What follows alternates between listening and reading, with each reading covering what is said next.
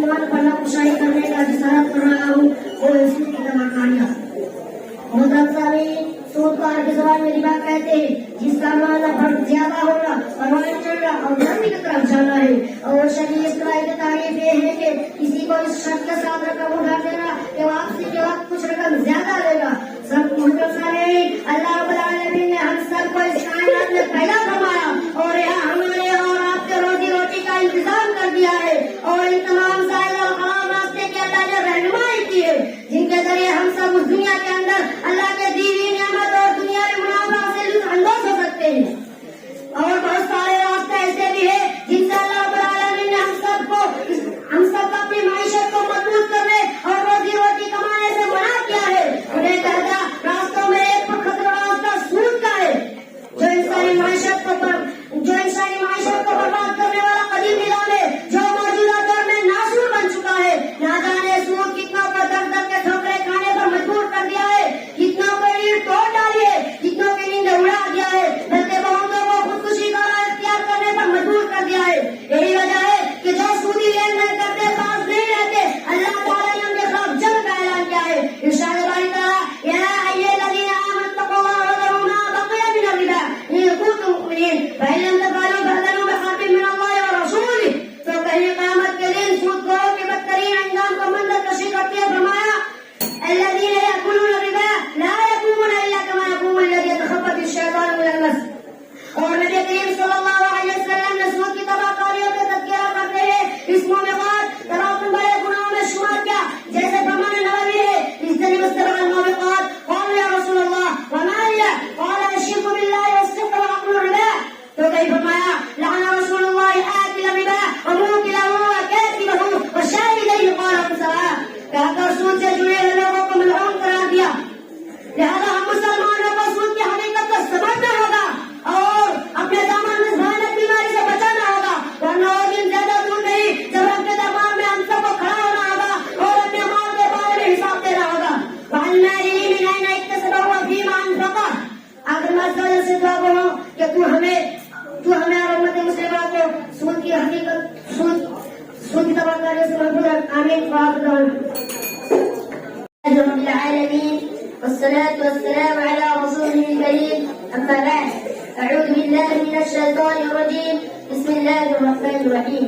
قال الله تعالى: يا أيها الذين آمنوا اتقوا الله وذروا ما بقي من الربا إن كنتم مؤمنين. محترم سامعین، مشفق ربیہ اساتذہ اکرام، حکم صاحبان اور عزیز ساتھیوں، آج کے اس سالانہ تقابلی بزم و خطابت میں جس موضوع پر رنگکشائی کی جسارت کر رہا ہوں وہ ہے سود کی تباہ کاریاں. سود کو عربی زبان میں ربا کہتے ہیں، جس کا معنی ہے زیادہ ہونا، پروان چڑھنا اور بلندی کی طرف جانا ہے. اور شرعی اصطلاح میں اس کی تعریف یہ ہے کہ کسی کو اس شرط کے ساتھ رقم اٹھا دینا کہ واپسی کے وقت میں کچھ رقم زیادہ لینا. حضرات، اللہ رب العالمین نے ہم سب کو اس کائنات کے اندر پیدا فرمایا ہے اور ہمارے اور آپ کے روزی روٹی کا انتظام کیا ہے اور ان تمام جائز اور حلال راستے کی رہنمائی کی ہے جن کے ذریعے سے ہم اللہ رب العالمین کی دی ہوئی نعمت اور دنیا نعمت سے لطف اندوز ہو سکتے ہیں. اور بہت سارے راستے ایسے ہیں جن سے اللہ رب العالمین نے اپنے معیشت کو مضبوط کرنے اور روزی روٹی کمانے سے منع کیا ہے. انہیں منع کردہ راستوں میں سے ایک پرخط راستہ سود کا ہے، جو انسانی معیشت کو تباہ کرنے والا قدیم نظام ہے، جو موجودہ دور میں ایک ناسور بن چکا ہے. سود کتنوں کو در در کی چھوڑ کر کھانے پر مجبور کر دیا، کتنوں کی ریڑھ توڑ ڈالی، کتنوں کی نیند اڑا دیا، بلکہ بہتوں کی خودکشی کی راہ میں اختیار کرنے پر مجبور کر دیا. یہی وجہ ہے کہ سود لین دین ہی کرتے ہیں اور ان سے باز نہیں رہتے. اللہ رب العالمین ان کے طرف جنگ کرنے کا اعلان کیا ہے. ارشاد باری تعالیٰ ہے: یا ایھا الذین آمنوا اتقوا اللہ وذروا ما بقی من الربا ان کنتم مؤمنین فإن لم تفعلوا فأذنوا بحرب من اللہ ورسولہ. تو کہیں سود کی بدترین انجام منظر کشی کرتے ہوئے فرمایا: الذین یأکلون الربا لا یقومون الا کما یقوم الذی یتخبطہ الشیطان من المس. اور نبی کریم صلی اللہ علیہ وسلم سود کو تذکرہ کرتے ہوئے اسے موبقات تراکم بڑے گناہوں میں شمار کیا، جیسا کہ فرمان نبوی ہے اجتنبوا السبع الموبقات. قالوا یا رسول اللہ وما هي؟ قال الشرك بالله والسحر وأكل الربا. تو کہیں لعن رسول اللہ آکل الربا وموکلہ وکاتبہ وشاہدیہ وقال هم سواء. کہیں کا سود سے جڑے سارے لوگوں کو ملعون قرار دیا. لہذا ہم مسلمان کو سود کی حقیقت کو جاننا ہوگا اور اپنی دعوت کو اس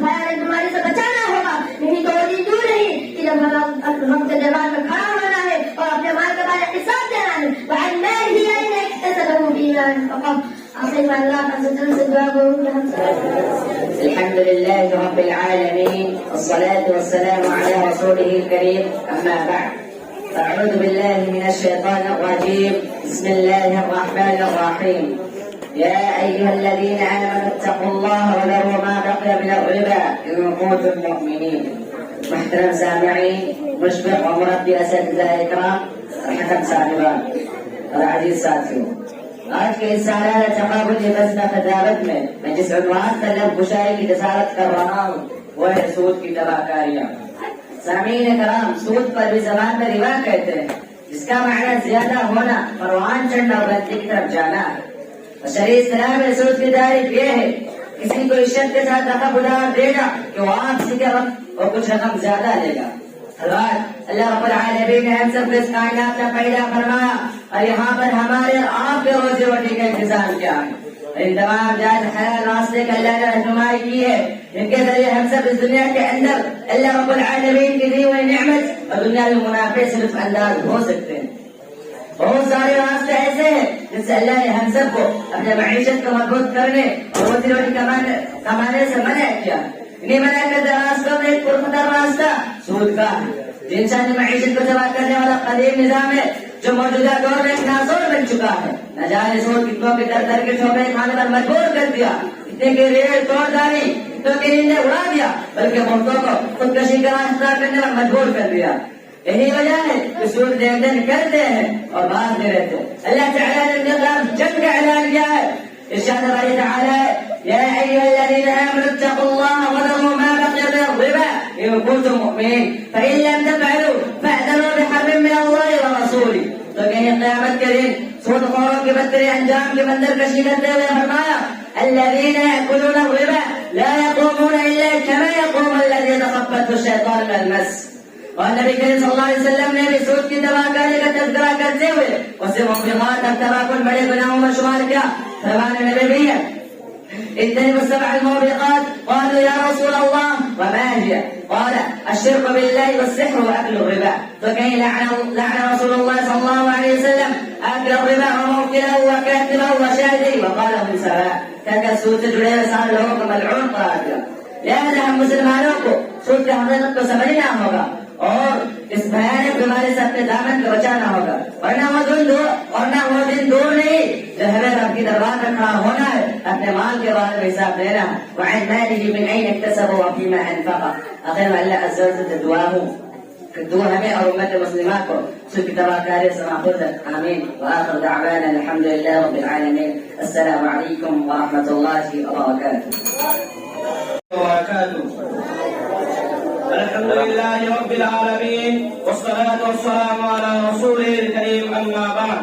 قال الله تعالى: وأعوذ بالله من الشيطان الرجيم، بسم الله الرحمن الرحيم. يا أيها الذين آمنوا اتقوا الله وذروا ما بقي من الربا إن كنتم مؤمنين.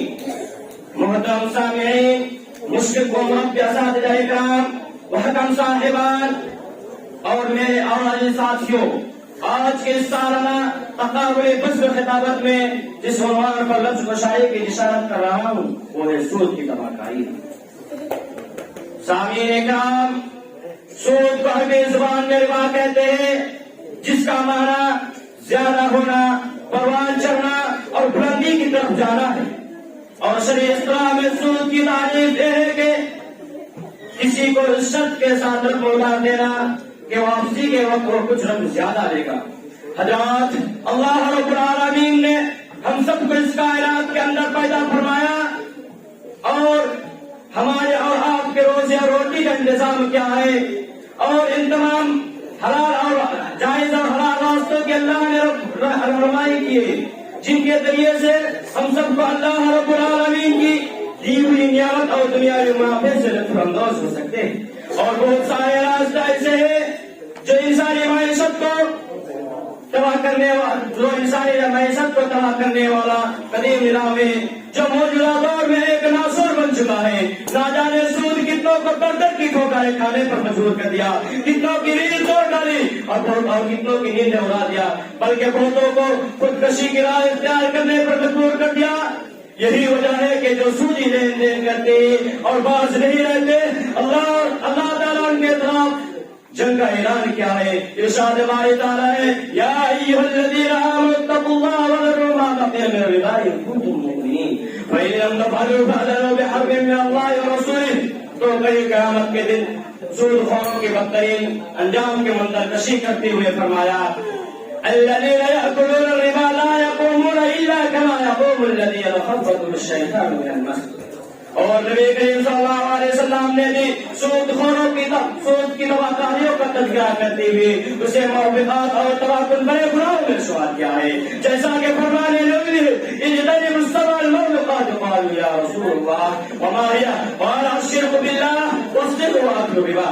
تو کہیں فرمایا لعن اللہ رسول اللہ آکل الربا وموکلہ وکاتبہ وشاہدہ وموکلہ وقاتل وشاهدين وموكله وقالهم سواء. کہ رسول سے جڑے ہوئے سارے لوگوں کو ملعون قرار دیا گیا ہے.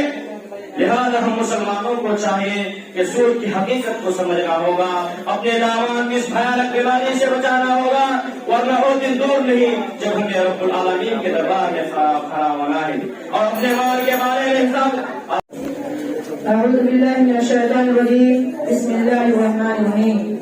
يا أيها الذين آمنوا اتقوا الله وذروا ما بقي من الربا إن كنتم مؤمنين. صدر انجمن حکم صاحبان مشفق ربی اساتذہ الکرام درجی ساتھی, آج کے سالانہ مسابقہ میں میرا موضوع سخن ہے سود کی تباہی. مدرسانی سود کو عربی زبان میں ربا کہتے ہیں, جس کا معنی زیادہ ہونا, پروان چڑھنا اور بلندی کی طرف جانا ہے. اور شریعت اسلام میں سود کی تعریف یہ ہے کہ کسی کو شرط کے ساتھ رقم ڈال دینا کہ واپسی کے وقت کچھ رقم زیادہ دے گا. اگر اللہ العالمین نے ہم سب کو اس دنیا کے اندر پیدا فرمایا ہے اور یہاں پر ہمارے اور آپ کے روزی اور روٹی کا انتظام کیا ہے اور ان تمام جائز حلال رازی کی رہنمائی کی ہے جن کے ذریعے ہم سے اس دنیا کے اندر اللہ العالمین کی دی ہوئی نعمت اور دنیا کے منافع سے لطف اندوز ہو سکتے ہیں. اور بہت سارے راستے ایسے ہیں جن سے اللہ تعالیٰ نے ہم سب کو اپنی معیشت کو مضبوط کرنے اور روزی روٹی کمانے سے منع کیا ہے. انہیں منع کردہ راستوں میں ایک فرصت راستہ سود کا ہے جو انسانی معیشت کو تباہ کرنے والا قدیم نظام ہے جو ایک موجودہ دور میں ناسور بن چکا ہے. نظام سود کتنا کو در در کی ٹھوکریں کھانے پر مجبور کر دیا, کتنا کی ریڑھ ٹوٹ ڈالی, کتنا کی نیند اڑا دیا, بلکہ بہت خودکشی کی راہ اختیار کرنے پر مجبور کر دیا. مطلب سامعین یہی وجہ ہے کہ سودی لین دین کرتے ہیں اور باز نہیں رہتے ہیں. اللہ رب العالمین نے خلاف جنگ کا اعلان کیا ہے. ارشاد باری تعالیٰ ہے یا ایھا الذین آمنوا اتقوا اللہ وذروا ما بقی من الربا ان کنتم مؤمنین فإن لم تفعلوا فأذنوا بحرب من اللہ ورسولہ. تو قیامت کے دن سود خوروں کی بدترین انجام کی منظر کشی کرتے ہوئے فرمایا الذین یأکلون الربا لا یقومون الا کما یقوم الذی یتخبطہ الشیطان من المس. اور نبی کریم صلی اللہ علیہ وسلم نے سود خوروں کی تذکرہ کرتے ہوئے اسے موبقات اور تباکن بڑے گناہ میں شمار کیا.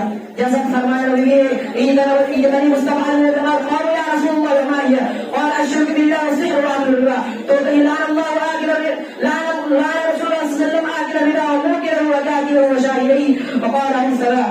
ایک رسول سے جڑے سارے لوگوں کو ملعون قرار دیا. لہذا ہم مسلمانوں کو سود کی حقیقت کو سمجھنا ہوگا, اپنے دامن کی بھیانک بیماری سے بچانا ہوگا, ورنہ وہ دن دور نہیں کہ جب ہمیں اللہ رب العالمین کی دربار میں کھڑا ہونا ہے اور اپنے مال کے بارے میں حساب دینا ہے. وَأَنْمَالِهِ مِنْ أَنْ يَكْتَسَبَ وَفِيمَا أَنْفَقَ. آخر میں اللہ رب العالمین سے دعا ہے کہ تم ہمیں اور امت مسلمہ کو رسول کی تباہ کاری تک محفوظ رکھنا. آمین وآخر دعوانا الحمدللہ رب العالمین.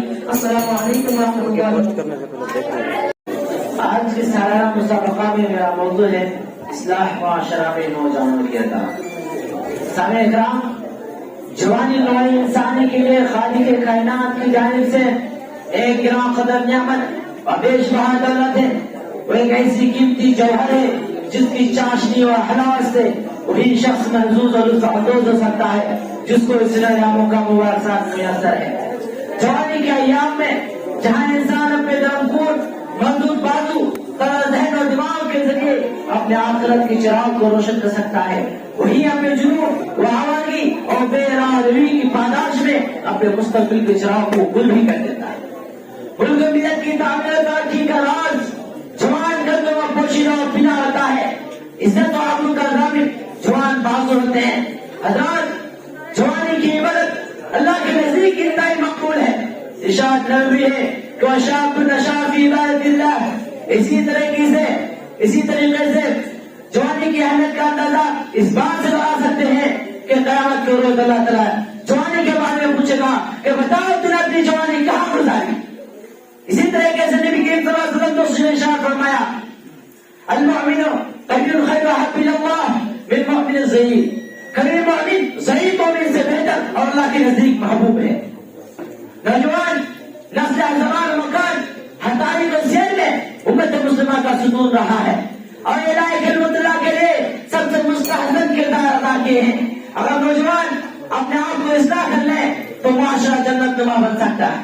لیکن یہی نوجوان شرم فساد فحش بیائی اور بے راہ روی کا شکار ہو جائے تو معاشرہ جہنم بن جاتا ہے. تاریخ شاہد ہے کہ نوجوان کا کردار اور ذمہ داریاں حضرت میں مسلم رہی ہے. اسلام کی دعوت کو عروج ملنے میں بھی نوجوان کا بڑا کردار ہے. آپ صلی اللہ علیہ وسلم نے اپنے صاحب صلی اللہ علیہ وسلم نے زندگی کے آخری ایام میں جس لشکر کو تیار کروایا اس کی قیادت باوجود جنرل قذافی بشمول ابو بکر و عمر رضی اللہ عنہ کی موجودگی میں اس وقت کے بمشکل 18 نوجوان حضرت اسامہ بن زید رضی اللہ عنہ کو سوئی. حضرات آج شرک و بدعت فحش چودھری فحش گوئی بد کلامی بے حیائی بے شرمی بدعہدی و اخلاقی بے شمار برائیاں ہمارے معاشرے میں پھیلی ہوئی ہے. اسے پراشور دور میں امت مسلمہ پر بالخصوص نوجوانوں پر چند ذمہ داری عائد ہوتی ہے. ان میں سے پہلی اور اہم ذمہ داری یہ ہے کہ اپنے عقیدے کو اصلاح کریں, توحید کے معنی و مفہوم کو سمجھیں, اس کے تقاضوں کو پورا کریں اور نئے کام کی صحبت میں رہ کر دین کو سمجھیں اور فکر رحمان سے اپنے آپ کو محفوظ رکھیں. حضرات دوسری ذمہ داری یہ ہے کہ لوگوں کو بھلائی کی طرف بلائیں, برائی سے روکیں اور معاشرے کے اندر توحید کی دعوت کا عام کریں. اللہ کے بندوں کو اس کے حقیقی مالک کی طرف رجوع کرنے کی کوشش کریں. اللہ تعالیٰ نے ارشاد فرمایا کنتم خیر امۃ اخرجت للناس تأمرون بالمعروف وتنهون عن المنکر. اور ایک دوسری جگہ ارشاد فرمایا وَلْتَكُن مِّنكُمْ أُمَّةٌ يَدْعُونَ إِلَى الْخَيْرِ يَأْمُرُونَ بِالْمَعْرُوفِ وَيَنْهَوْنَ عَنِ الْمُنكَرِ. اسی طریقے سے تیسری ذمہ داری یہ ہے کہ وہ اپنے قول و فعل میں مطابقت پیدا کریں. میں یہی سے اپنی تقریر ختم کرنا چاہتا ہوں. آخر میں اللہ تعالیٰ سے دعا ہے کہ ہم نوجوانان اسلام کو اس معاشرے کے اندر پنپنے والی برائی کو ختم کرنے کی توفیق عطا فرمائیں. آمین. السلام علیکم. آج کی اس سالانہ مسابقہ میں میرا موضوع سخن ہے اصلاح معاشرے میں نوجوانوں کا کردار.